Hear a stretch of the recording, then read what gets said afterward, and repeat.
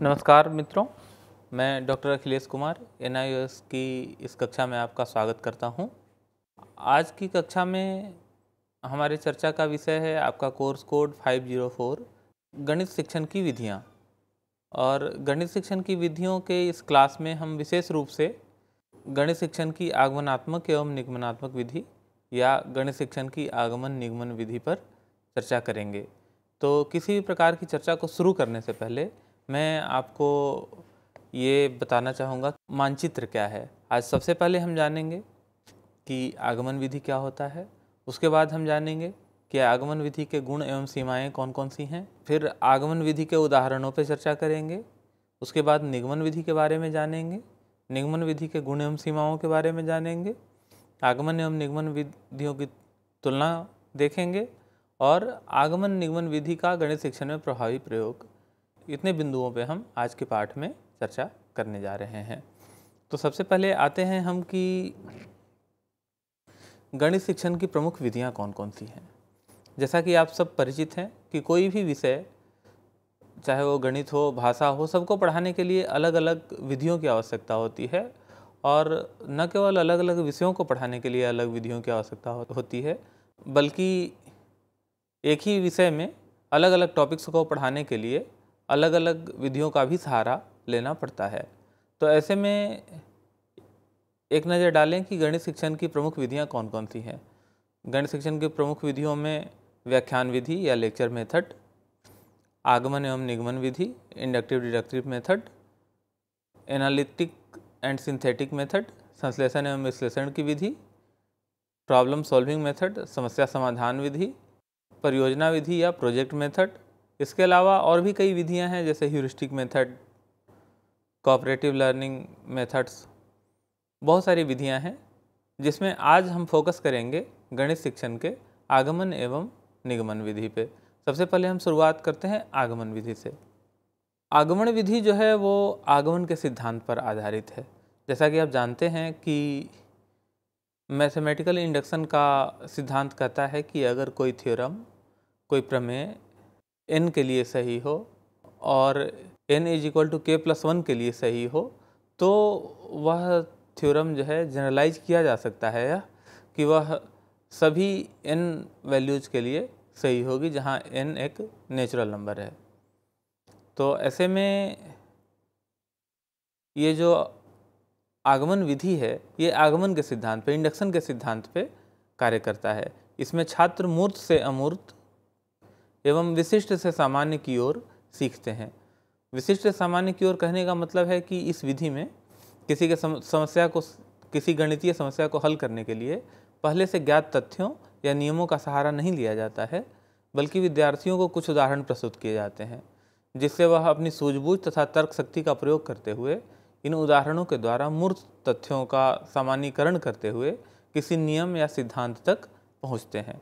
उदाहरण के लिए एक रियल लाइफ सिचुएशन का उदाहरण ले लें कि मान लीजिए आप किसी विद्यालय में जाते हैं या किसी कॉलेज में जाते हैं, महाविद्यालय में जाते हैं और वहाँ पे आप पाते हैं रैंडमली एक लड़के को चुना आपने और आपने देखा कि वह लड़का पढ़ने में बहुत अच्छा है। फिर से आपने दूसरा विद्यार्थी चुना, देखा और आपने पाया कि दूसरा विद्यार्थी पढ़ने में अच्छा है। तीसरा विद्यार्थी आपने रैंडम बेसिस पे सिलेक्ट किया, आपने देखा कि पढ़ने में बहुत अच्छा है। अगर इस इंडिविजुअल एग्जाम्पल से आप ये जनरलाइज करते हैं कि यहाँ इस कॉलेज के सारे विद्यार्थी पढ़ने में अच्छे हैं, तो यह उदाहरण है हमारे आगमनात्मक तर्क का, आगमनात्मक या आगमन विधि का, कि आपने इंडिविजुअल एग्जाम्पल से शुरू करते हुए एक जनरलाइजेशन किया है। आपने कुछ इंडिविजुअल इंस्टांसेस ऑब्जर्व किए हैं, कुछ स्पेसिफिक निरीक्षण किया है, विशेष केसों का निरीक्षण किया है और उसके बाद आप सामान्यीकरण तक पहुंचते हैं कि इस महाविद्यालय के अधिकांश बच्चे या इस महाविद्यालय के सभी बच्चे पढ़ने में अच्छे हैं। तो ये है सिद्धांत आगमन विधि का या आगमनात्मक विधि का। आगमनात्मक विधि में पर्याप्त संख्या में विभिन्न उदाहरणों का प्रयोग करते हुए कोई फार्मूला या सिद्धांत निकाला जाता है। और जैसा कि इससे पहले हम चर्चा कर चुके कि यह आगमन के तर्क पर आधारित है, जिसमें विभिन्न स्थितियों में किसी को सत्य प्रमाणित करके किसी सामान्य नियम का प्रतिपादन किया जाता है। उदाहरण के लिए आप ये कर सकते हैं, जैसे आगमन विधि का प्रयोग करके कोई टीचर चाहता है कि वो बताए कि त्रिभुज के तीनों कोणों का योग जो है 180 डिग्री होता है। एक यूनिवर्सल रूल है कि त्रिभुज के तीनों कोणों का योग 180 डिग्री होता है। ऐसे में टीचर को सबसे पहले क्या करना चाहिए, विद्यार्थियों को विभिन्न प्रकार के समकोण, समद्विबाहु, साधारण त्रिभुजें बनाकर उनके कोणों का योग प्राप्त करने को कहा जा सकता है और उसके बाद उनसे प्राप्त परिणामों को लिखा जा सकता है। टीचर को अवलोकन करने में सहायता करते हुए सभी छात्रों से ये गणना करवानी चाहिए कि प्रत्येक त्रिभुज के अलग अलग वो फाइंडिंग्स बताएं कि उनके तीनों कोणों का जोड़ कितना आता है। और अगर ऐसे 3, 4, 5, 6 त्रिभुजों के इंडिविजुअल त्रिभुजों के जोड़ 180 डिग्री आते हैं तो टीचर उनको सामान्यीकरण सिखा सकता है कि किसी भी त्रिभुज के तीनों कोणों का योग जो है वो 180 डिग्री के बराबर होता है। आप दूसरा उदाहरण भी देख सकते हैं कि मान लीजिए कि शिक्षक को समझाना है विद्यार्थियों को कि आगमन विधि के प्रयोग से x² - y² = x + y × x + y का सूत्र ज्ञात करना है। तो सबसे पहले टीचर को बताना चाहिए कि वो बच्चे ट्राई करें a + b और a - b को जो बीजगणितीय व्यंजकों का गुणा है उसके सामान्य गुणन के विधि से गुणा करें और तब उनको प्राप्त होता है कि ये a² - b² के बराबर होगा। वैसे ही अगला जो है, अगली संख्या या अगला इंडिविजुअल केस लें कि b + c और b - c को गुणा कराएं और उनको उसकी फाइंडिंग बताने को कहें। अगर वो आपको बताते हैं b² - c²। इस प्रकार इन दोनों उदाहरणों से आप उनको सामान्यीकृत करते हुए ये बताएं कि x + y × x - y = x² - y²। वस्तुतः अधिकांश गणितीय सूत्रों की स्थापना जो है आगमन विधि से ही की जाती है। आगमन विधि के कुछ गुणों की चर्चा कर लें कि आगमन विधि जो है विभिन्न तथ्यों एवं सूत्रों को समझने में अत्यंत सहायक है। जब बहुत से सरल उदाहरणों के द्वारा किसी सिद्धांत का सामान्यीकरण किया जाता है तो उसे समझने में आसानी होती है। चूँकि यह सरल से जटिल की ओर जाने की प्रक्रिया है, यह विशेष उदाहरण से सामान्यीकरण की प्रक्रिया है, अतः हम कह सकते हैं कि यह एक मनोवैज्ञानिक विधि है क्योंकि इसमें विद्यार्थियों की रुचि आरंभ से अंत तक बनी रहती है। तीसरा जो गुण है आगमन विधि का वह है कि यह विधि वास्तविक अवलोकन पे आधारित है, यह रियल ऑब्जर्वेशन पे आधारित है तथा चिंतन एवं प्रयोग, वास्तविक परिस्थितियों में अवलोकन, चिंतन एवं प्रयोग पर आधारित है। इसलिए यह उनके लिए ज़्यादा रुचिकर है, खास करके छोटे बच्चों के लिए जिनके अधिगम का मुख्य स्रोत जो है लर्निंग बाय डूइंग, करके सीखना होता है। उन बच्चों के लिए यह ज़्यादा रुचिकर है एवं बच्चों में आत्मविश्वास जागृत करने का काम भी करती है। साथ ही यह एक विद्यार्थी केंद्रित विधि भी है और तर्क आधारित विधि भी है, इसलिए गणित जैसे विषय के लिए बहुत उपयुक्त है। क्योंकि यह तर्कों के साथ काम करता है इसलिए गणित के लिए बहुत उपयुक्त है, खास करके जब भी कोई हमें फॉर्मूला डिराइव करना होता है तो उसके लिए। विशेषकर शिक्षा के आरंभिक स्तर पर जैसे देखें कि अधिकांश शिक्षण जो है आगमन विधि से ही होता है। जोड़ना हम आगमन विधि से ही सिखाते हैं, जोड़ का जनरलाइजेशन करना, वो अलजबरा के जो फॉर्मूले हैं, ट्रिगोनोमेट्री के जो फॉर्मूले हैं, ये सारे जो हम सिखाते हैं बच्चों को वो मुख्यतः आगमन विधि से ही सिखाते हैं। सारे गणितीय सूत्र जो है आगमन विधि से ही सिखाते हैं। इस विधि का एक और लाभ ये है कि यह बालक में चूँकि करके सीखता है, बच्चा एक एक एग्जाम्पल लेता है, फिर उनके पैटर्न का ऑब्जर्वेशन करता है और उसके बाद वो किसी निष्कर्ष पे पहुंचता है, सामान्यीकरण पे पहुंचता है। तो ऐसे में यह विधि जो है बच्चों में अनुसंधान करने की प्रवृत्ति का विकास भी करती है। साथ ही यह विधि बालक की मानसिक योग्यता, क्षमता तथा भावनात्मक योग्यता और एकाग्रता जैसे मनोवैज्ञानिक गुणों का भी विकास करती है। आते हैं अब हम कि आगमन विधि की सीमाएं क्या हैं। अगर आगमन विधि की सीमाओं की बात करें तो सबसे पहली चीज़ तो है कि इस विधि का उपयोग बहुत सीमित है। सभी प्रकार के गणितीय सिद्धांतों के लिए इस विधि का प्रयोग नहीं किया जा सकता है और जटिल सूत्रों एवं सिद्धांतों के लिए बहुत उपयुक्त नहीं है। जटिल सूत्रों को इस विधि के द्वारा स्थापित करना एक कठिन काम है। दूसरी जो सीमा है इसकी आगमन विधि की, इस विधि से सामान्यीकरण करने में अधिक समय लगता है। आप एक एक इंडिविजुअल एग्जाम्पल्स बहुत सारे लेंगे तभी आप सामान्यीकरण कर सकते हैं। तीसरी जो सीमा है इसकी कि इस विधि द्वारा जो प्राप्त नियम है उनकी विश्वसनीयता उदाहरणों की संख्या पर निर्भर करती है।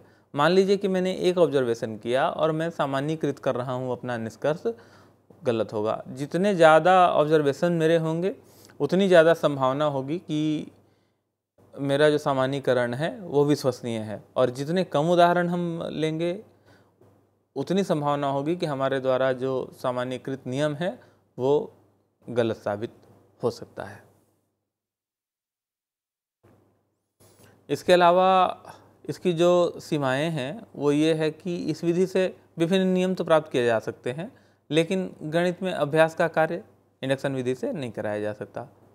इसलिए बिना निगमन विधि के साथ प्रयोग किए हुए यह अपने आप में अधूरी है। वस्तुतः आगमन विधि और निगमन विधि दोनों ही विधियां जो हैं एक दूसरे की पूरक हैं और दोनों की प्रक्रियाएं एक दूसरे के विपरीत हैं। तो गणित में जब भी हम प्रयोग करते हैं तो दोनों को साथ साथ प्रयोग करते हैं, और इसीलिए ये दोनों साथ साथ आगमन निगमन विधि के नाम से जाने जाते हैं। आइए अब देखें कि निगमन विधि क्या है, डिडक्टिव मेथड क्या है।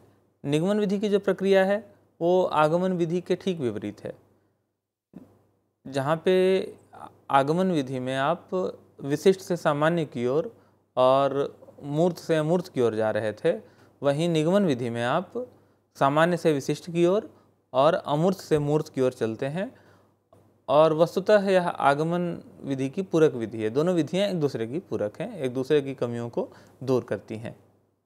गणित शिक्षण के दौरान आगमन या निगमन विधि का अकेले प्रयोग न करके दोनों का संतुलित प्रयोग जो है वो हमेशा शिक्षण को प्रभावी बनाता है। ये जो निगमन विधि है, डिडक्टिव विधि जो है, ये बहुत पुराना है, जिसमें एक दिए गए गणितीय सूत्र सिद्धांत को पहले स्वीकार कर लिया जाता है। पहले हमने मान लिया कि a प्लस बी का the whole square is equal to A square plus 2ab plus B square. अब बाद में हम इसको टेस्ट करते हैं कि क्या 1 प्लस 2 पे ये सही है, क्या 4 प्लस 5 पे ये सही है, क्या 6 प्लस 7 स्क्वायर पे ये सही है। इसका प्रयोग करके हम आगमन विधि द्वारा स्थापित सिद्धांतों का सत्यापन भी कर सकते हैं। यह विधि जो है निगमन विधि, ये संक्षिप्त है और समय की दृष्टि से बहुत किफ़ायती है। दिए हुए नियम के आधार पर समस्याओं को हल करना अपेक्षाकृत सरल होता है, बजाय खुद से एक फार्मूला डिराइव करने के। एक फार्मूला दिया हुआ है, हमने उसको मान लिया और उसमें विभिन्न वैल्यू रखते हुए हम ये सत्यापित कर रहे हैं कि उस फार्मूले से जो है हमें कंसिस्टेंट मान मिल रहा है या नहीं मिल रहा है। तो वो ज़्यादा ईजी है। जैसे अगर आपको कैलकुलेट करना हो, एक फार्मूला दिया हुआ हो कि a प्लस बी का the whole square is equal to A square plus 2ab plus B square. अब आपको इसका यूज़ करते हुए 1 प्लस 2 का स्क्वायर कैलकुलेट करना हो, 2 प्लस 3 का स्क्वायर कैलकुलेट करना हो, या कोई भी ऐसा स्क्वायर कैलकुलेट करना हो, 10 प्लस 5 का स्क्वायर कैलकुलेट करना हो, तो अलग अलग मान आप x की जगह, y की जगह, a की जगह या b की जगह रखते जाएंगे और उनका कैलकुलेशन करते जाएंगे। ये एक आसान काम है। लेकिन ऑन द अदर हैंड आपको ये टास्क दिया जाए कि a प्लस बी का दी होल स्क्वायर का फॉर्मूला डिराइव करो, साबित करो कि a प्लस बी का the whole square is equal to A square plus 2a plus B square, तो वो अपेक्षाकृत आपको कठिन महसूस होगा। एक और जो विशेषता है इसकी डिडक्टिव मेथड की, ये है कि गणितीय अभ्यास एवं पुनरावलोकन के लिए, रिवीजन के लिए यह विधि काफ़ी उपयोगी है। जितना भी गणित में हम रिवीजन करते हैं, प्रैक्टिस करते हैं, वो अधिकांशतः डिडक्टिव मेथड पर ही आधारित होते हैं। निगमन विधि के द्वारा विविध नियमों के प्रयोग का उपयुक्त अभ्यास कराया जा सकता है। जैसे अलजेब्रा के जितने फॉर्मूले हैं, ए प्लस बी के दी होल क्यू का फॉर्मूला ले लीजिए, ए क्यू माइनस बी क्यू का फॉर्मूला ले लीजिए, ए क्यू प्लस बी क्यू का फॉर्मूला ले लीजिए। एक बार हमने फार्मूले का डेरिवेशन सीखा इंडक्टिव मेथड का प्रयोग करके, उसके बाद उस फार्मूले की प्रैक्टिस करने के लिए हम हमेशा डिडक्टिव मेथड यूज करते हैं। जैसे अगर हमने फार्मूला सीखा है ए प्लस बी का दी होल क्यू का और हमें कैलकुलेट करना है 33 का क्यूब, तो उसको हमने 30 प्लस 3 दी होल क्यूब कर दिया। उसके बाद उस फार्मूले पे ब्रेक किया। ऐसे ही इंडिविजुअल एग्जाम्पल के थ्रू हम प्रैक्टिस करते हैं, जो कि निगमन विधि पर आधारित है। तो गणित में फार्मूले के डेरिवेशन के लिए इंडक्शन मेथड, आगमन विधि और उस फार्मूले को सत्यापित करने के लिए तथा उस फार्मूले का अभ्यास करने के लिए निगमन विधि का प्रयोग किया जाता है। निगमन विधि का एक और गुण यह है कि यह विधि जो है विभिन्न बौद्धिक स्तर के विद्यार्थियों के लिए उपयुक्त है। सामान्य छात्रों को सामान्य तथा प्रतिभावान छात्रों को कठिन प्रश्नों द्वारा अभ्यास कराया जा सकता है। जैसा कि हम बार बार इस पाठ में कह चुके हैं, आगमन एवं निगमन विधि एक दूसरे के पूरक हैं। इनका प्रयोग एक दूसरे के साथ ही किया जाना चाहिए और साथ ही ये जो विधि है आगमन निगमन विधि, इनका समन्वित प्रयोग सभी कक्षाओं के लिए गणित शिक्षण के लिए उपयुक्त है। जैसा कि हर विधि की कुछ न कुछ सीमाएं होती हैं, हर विधि की कुछ न कुछ कमियां होती हैं, वैसे ही निगमन विधि की भी अपनी कुछ कमियां हैं, जिसमें कुछ कमियों की चर्चा मैं यहाँ पे करना चाहूँगा कि प्रारंभिक गणित के स्तर पर अमूर्त सूत्र सिद्धांतों को समझना बहुत कठिन होता है। यदि उन्हें मूर्त रूप में उदाहरणों से स्पष्ट न किया जाए तब। कहने का मतलब है कि जो बचपन का स्तर होता है, प्रारंभिक बाल्यावस्था का स्तर होता है, उसमें बच्चे इन्वायरमेंट के साथ सीधी अंतःक्रिया करके सीखते हैं और मूर्त वस्तुओं पर काम करते हुए सीखते हैं। इसलिए इस एज में डिडक्टिव मेथड ज़्यादा महत्वपूर्ण आरंभिक स्तर पर नहीं है, ज़्यादा उपयोगी नहीं है। दूसरी चीज़ ये कि जो डिडक्टिव मेथड है वो स्मरण पर आधारित है, क्रैमिंग बेस्ड है, क्योंकि उसमें आपको फॉर्मूले याद करने हैं, वो सूत्र याद करना है। अब जब सूत्र याद करके सिर्फ आप उसमें अलग अलग मान रख के हल निकालते हैं तो यह संभावना कम होती है कि विद्यार्थियों की तार्किक क्षमता विकसित होगी। कहने का मतलब है कि चूंकि स्मरण आधारित विधि है, इसलिए इसमें विद्यार्थियों की तार्किक क्षमता के विकसित होने के अपेक्षाकृत कम अवसर इंडक्टिव मेथड की बजाय प्राप्त होते हैं। तीसरी जो कमी इसकी है वो ये है कि विद्यार्थियों को सूत्र की संकल्पना और व्युत्पत्ति को समझने में कठिनाई होती है। डिडक्टिव मेथड में बच्चे को सूत्र तो बता दिया गया, लेकिन वो कैसे व्युत्पन्न हुआ, वो कैसे निकला, इसका पता उस बच्चे को, उस विद्यार्थी को नहीं है।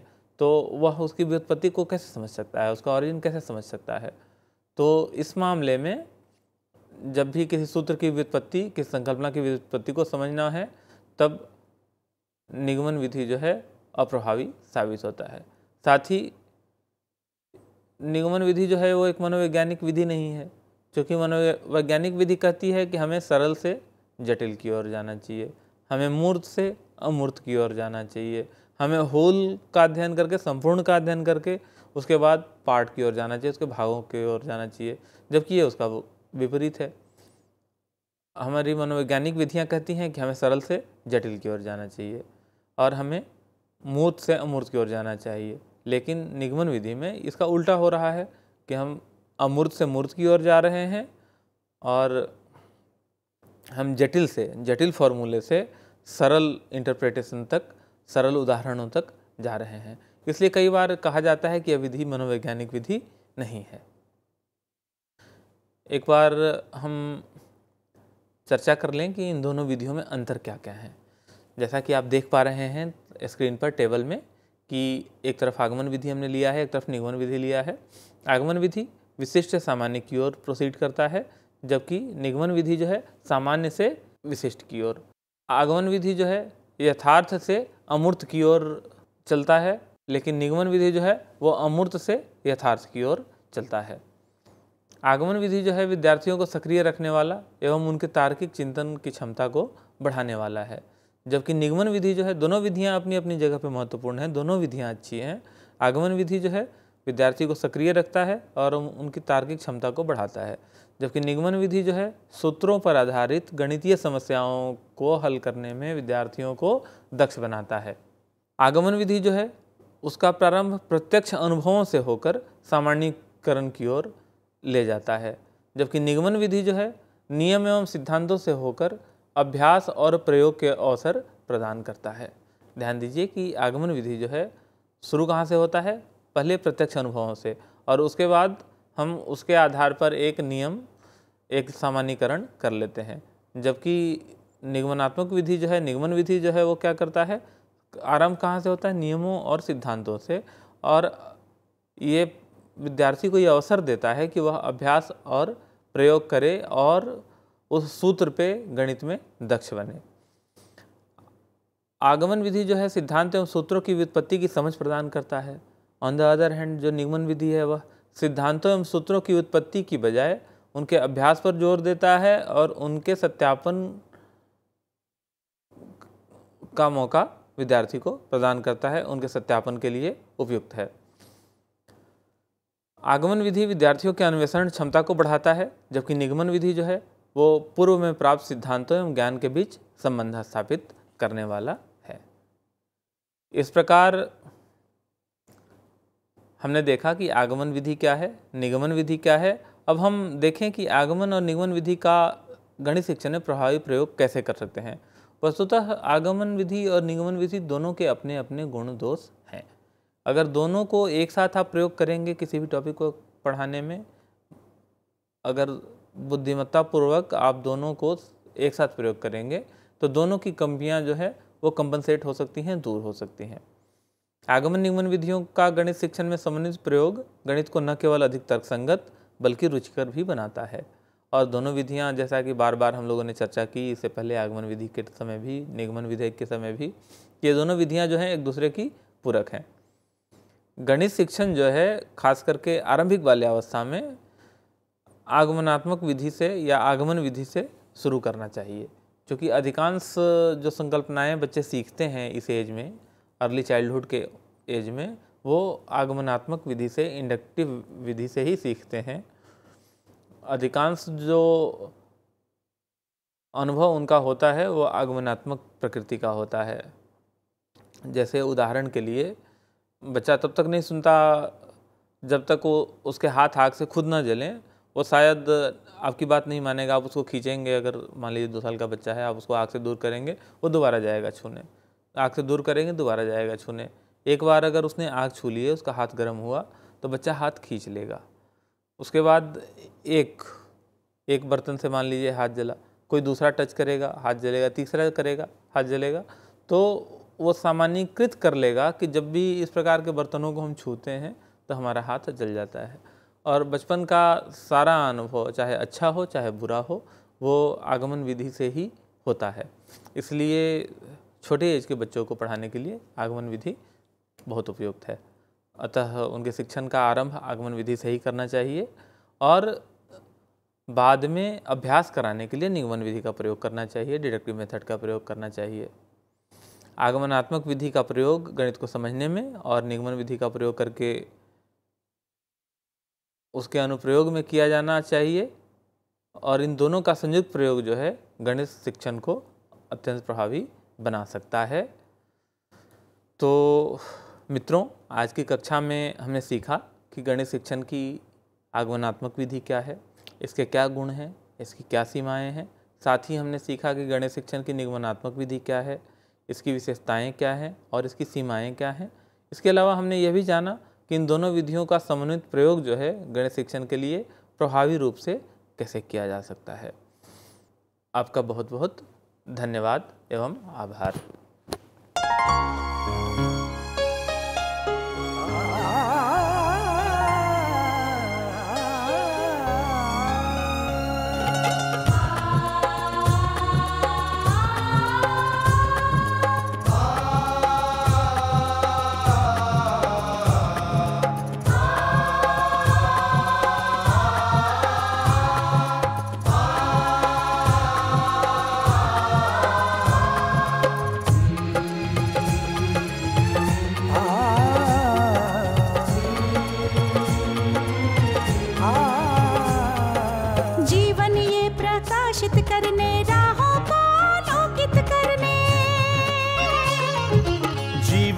प्रकाशित करने, राहों को आलोकित करने, हम अपना दीपक स्वयं बने, हम अपना रास्ता स्वयं चुने।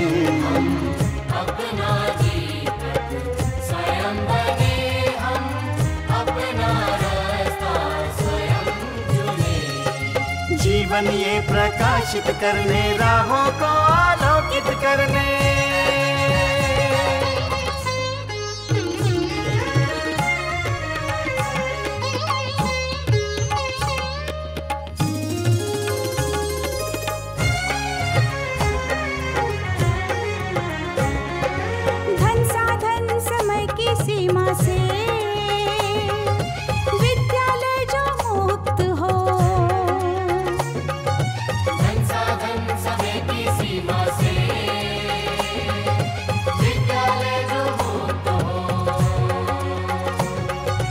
कभी पढ़े हम कहीं पढ़े वे विषय की लोच से युक्त हो।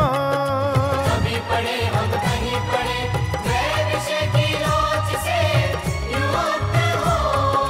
मित्रों हम उठे और जागे, मंजिल आने की ध्वनि सुने हम, अपना दीपक स्वयं बने हम, अपना रास्ता स्वयं चुने। जीवन ये प्रकाशित करने, राहों को आलोकित करने।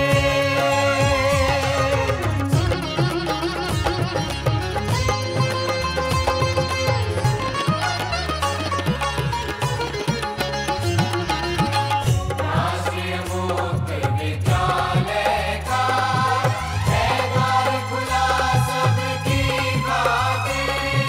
शिक्षा परीक्षा का अवसर एक बार ही क्यों मिलता फिर। शिक्षा और परीक्षा का अवसर एक बार ही क्यों मिलता फिर। दुनिया में इसके केंद्र बहुत, कोई मन चाहा केंद्र चुने हम, अपना दीपक स्वयं बने हम, अपना रास्ता स्वयं चुने।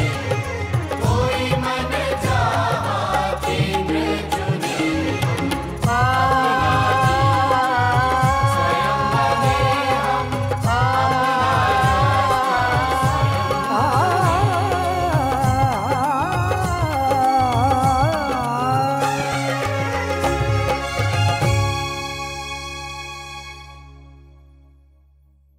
हिंदुस्तान के हर कोने में नौजवानों के पास प्रतिभा है, उन्हें अवसर चाहिए। NIOS देता रहा है युवाओं को अवसर आगे बढ़ने का। NIOS से पढ़ने वाले इन युवाओं ने किया है संस्थान को गौरवान्वित। दिव्यांगों ने बन के दिखाया है सबल और आत्मनिर्भर। NIOS के साथ आप भी जुड़िए NIOS के संग।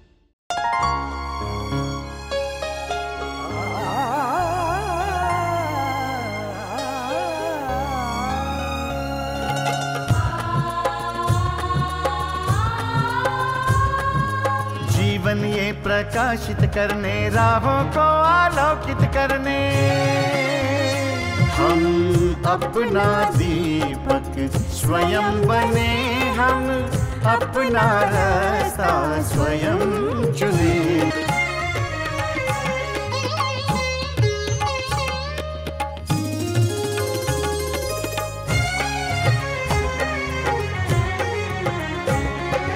धन साधन समय की सीमा से विद्यालय जो मुक्त हो। धन साधन समय की सीमा से विद्यालय जो मुक्त हो। कभी पढ़े हम कहीं पढ़े वे विषय